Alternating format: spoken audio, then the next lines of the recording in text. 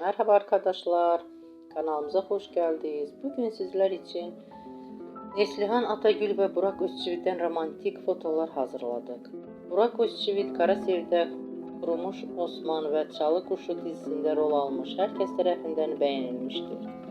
Biz de sizler için onların güzel paylaşımlarını hazırladık. Bu videoların devamlı gelmesini istiyorsunuzsa kanalımıza abone olup yorum yazmayı unutmayın. Bizden bu kadar.